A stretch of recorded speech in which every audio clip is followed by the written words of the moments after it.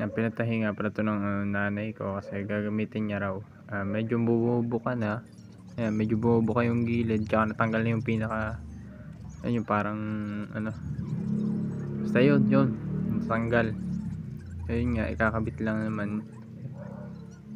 Inukabang ko na rin para hindi man nakukudkod sa sahig. So bale medyo nahirapan lang akong tumusok dito kasi medyo matigas din naman. So kapagka binigla mo kasi pinuwersa mo pwede siyang ano tumusok dun sa daliri kaya medyo ingat-ingat lang. So kinabit ko na nga rin yun basta yun kinabit ko na rin kasi baka maiwanan pa. So yun para ma-secure na rin.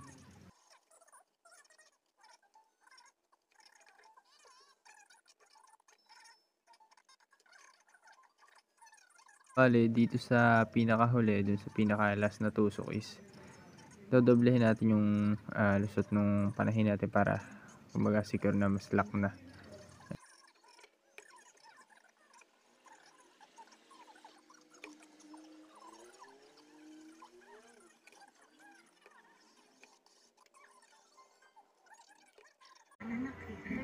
So bale dito rin sa kabilang side bubukan na rin, so kailangan na rin nating tahiin na rin, ayan. Bale makikita nyo yung pinaka ibabaw niyan, yung parang pinaka cover sa ibabaw is tinuklap ko naman kasi pagka hindi mo tinuklap yan kumbaga hanggang ibabaw niyan yung pinaka tahi, di kitang kita naman. So tanggalin na natin ng konti, kakapit din naman pagkatapos nyan, pagkatapos magtahi kakapit din naman.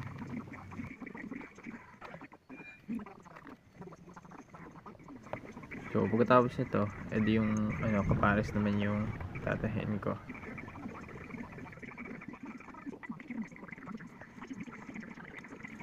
So bale yan nga, patapos na. Edi ano, salamat sa panonood.